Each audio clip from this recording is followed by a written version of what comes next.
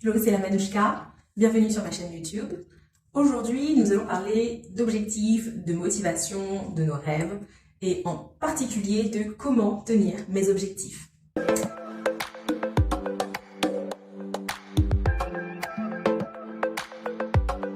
Alors, nous sommes à quelques jours de 2024, on n'y est pas encore, mais on y est presque.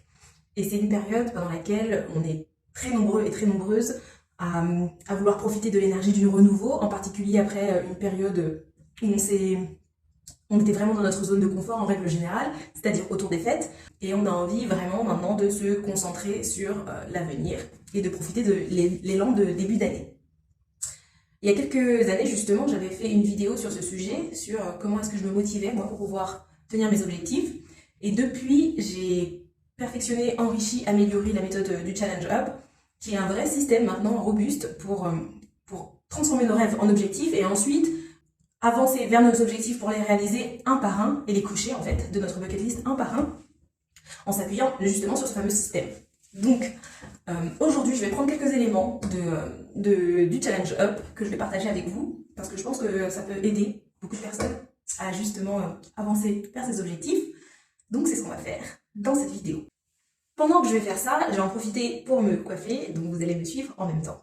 Je vais essayer de vous regarder, mais c'est vrai que de temps en temps, je vais regarder mon miroir qui est juste en face. C'est parti.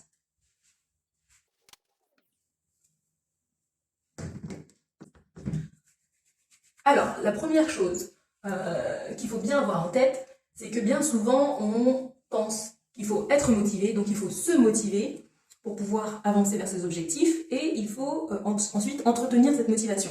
Alors, c'est une approche, mais je trouve que c'est une approche qui repose un petit peu trop sur notre force mentale. Et c'est une approche qui peut, du coup, s'avérer défectueuse parce que si on a un objectif qu'on a remis à plus tard depuis de nombreuses années, et c'est le cas de pas mal d'entre nous, la motivation seule, la force mentale seule, ça va pas être suffisant pour pouvoir nous porter et nous permettre d'avancer vers cet objectif.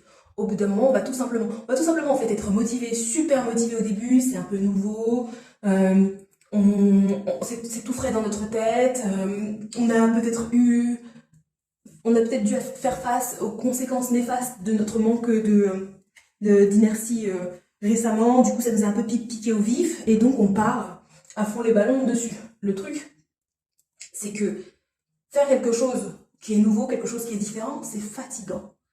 Il y a un terme qui revient souvent, c'est la flemme, parce qu'on sait déjà qu'en fait, même si c'est pas fatigant physiquement, mais c'est fatigant mentalement. Et il ne faut pas sous-estimer le besoin de recharger nos batteries mentales, en fait, nos batteries mentales.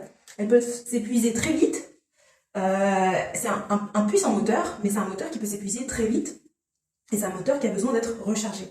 Alors, juste se reposer dessus, c'est un petit peu risqué de très rapidement abandonner parce qu'à un moment, le mental seul va pas tenir. Et pendant le temps que le mental va lâcher, et bien souvent, on va être en pleine phase d'auto-sabotage et on va un peu défaire tout ce qu'on a fait précédemment pendant notre période d'énergie démultipliée. C'est un petit peu comme quand on se met en couple au tout début, c'est tout nouveau, tout beau, on est à fond dedans et après, on a affaire à la réalité des choses. C'est pas que tout nouveau, tout beau, comme on s'imaginait. Il y a des efforts à fournir, il y a des conditions à réunir, il y a tout un tas de freins et d'obstacles peut-être entre nous et la réalisation de notre objectif. Et tout ça, ce sont des entailles dans notre force mentale. Tout ça, c'est des freins supplémentaires parce qu'au bout d'un moment, notre force mentale, elle peut pas aller au bout de tout. Donc, ne pas se reposer que sur la force mentale. Et donc, dans ce cas-là, sur quoi il faudra qu'on se repose? Je disais en introduction que dans le Challenge Up, il y a tout un système qui est développé justement pour pouvoir avancer vers nos objectifs. Et bien en fait, c'est ça la solution, c'est d'avoir un système en place, d'avoir une stratégie en place pour pouvoir avancer. Et donc cette stratégie, elle doit nous permettre en fait d'avoir des petites balises sur le chemin qui sont comme un peu des repères et qui sont surtout comme des points de repos. Notre force mentale n'a pas besoin d'être utilisée, on va juste utiliser ces différents repères qui sont sur le chemin pour pouvoir nous hisser, avancer petit à petit vers notre objectif.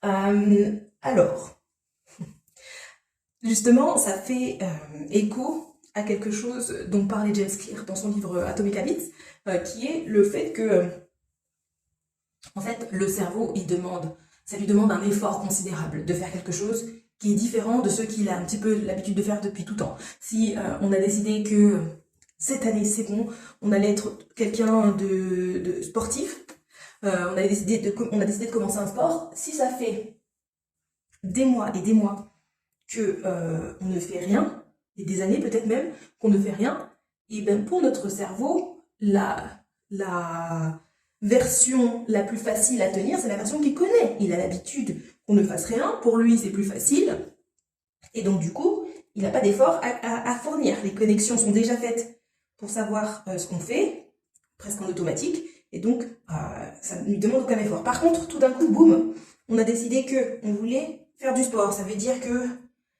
il faut se faire violence pour penser au moment où on va faire du sport, pour penser à quels exercices on va devoir faire, pour penser à la durée de notre séance de sport, pour penser à ce qu'on souhaite obtenir par rapport à nos séances de sport, pour penser peut-être à l'alimentation qu'il faut pour pouvoir alimenter justement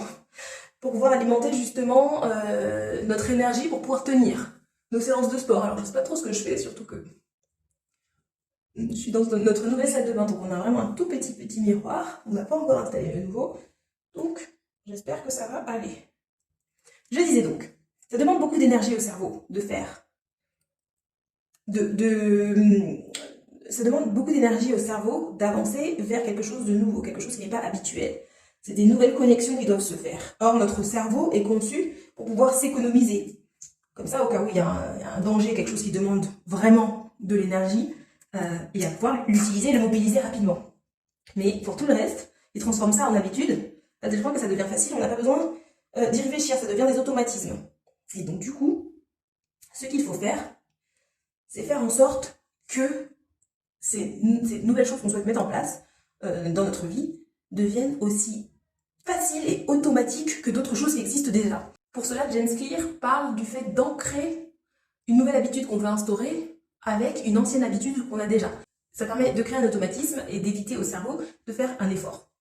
Si j'ai décidé que j'allais prendre soin de ma peau maintenant, directement après m'être brossé les dents, immédiatement je fais mes étapes de soins de peau, par exemple. En gros, le fait d'ancrer à une habitude qui est déjà un automatisme permet en gros de détendre un peu sur cette nouvelle habitude, parce que boum, je fais ma première habitude, j'enchaîne directement avec la deuxième, j'ai pas réfléchi, il y a moins de friction, et du coup ça empêche le cerveau de résister et d'empêcher à cette nouvelle habitude de devenir une habitude. Cette nouvelle habitude qu'on cherche à instaurer de devenir une habitude. Donc, l'ancrer. La deuxième phase, c'est de la faciliter, la simplifier au maximum. Donc déjà, cette nouvelle tâche, on la simplifie au maximum, et en plus, on la facilite pour qu'elle puisse se faire le plus rapidement et le plus aisément possible.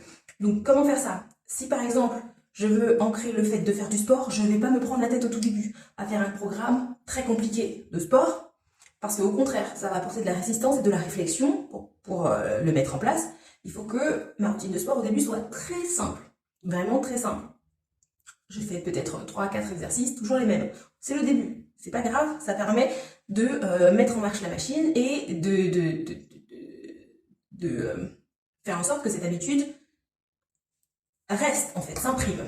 Et en plus, je la simplifie dans le sens, je simplifie son accès dans le sens où, au-delà de l'ancrage, je vais en plus avoir déjà mes vêtements de prêt, je vais avoir précisément l'heure à laquelle je veux le faire qui est définie à l'avance, je vais avoir l'enchaînement de ma séquence de sport qui est défini aussi à l'avance. Tout est fait pour que ça soit facile. Ce que ça fait, c'est que je réfléchis pas. Je réfléchis pas, j'enchaîne, j'exécute.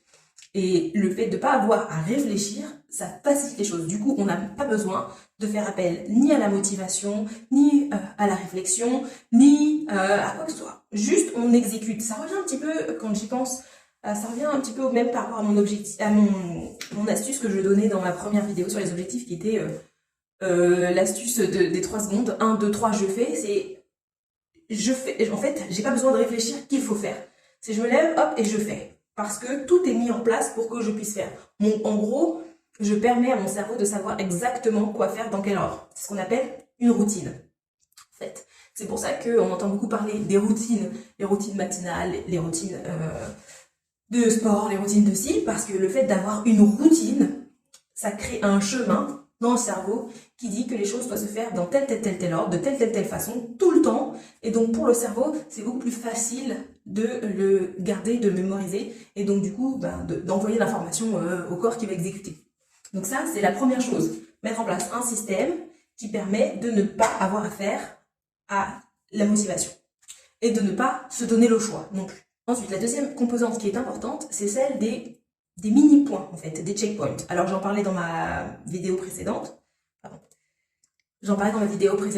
C'est le fait de faire des mini-bilans. Pourquoi? Parce que ça permet tout simplement de savoir où on en est et d'ajuster. Au lieu de se dire, je suis à A, je suis à Z et on verra quand je serai arrivé à Z, c'est je suis à A et je m'arrête à B, je m'arrête à C, je m'arrête à D pour voir ce que j'ai fait entre A et B. Est-ce que je suis bien, j'ai fait la bonne route, est-ce que j'ai fait une route facile, comment est-ce que je peux faire en sorte que je continue dans la direction pour aller vers Z en passant par les points suivants. Donc les mini checkpoints qui sont prévus tout au long du chemin, ça permet aussi de s'aider en fait soi-même à tenir la route et à tenir la distance. Ça c'est quelque chose, avec le Challenge Up, on le fait tous les mois.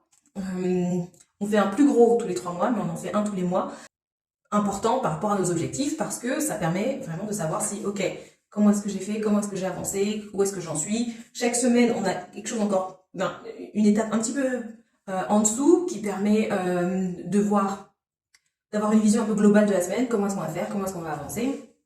Et chaque jour aussi, on a tout ce qui concerne les tâches du jour et notamment le fait d'avaler le crapaud dont j'ai déjà parlé.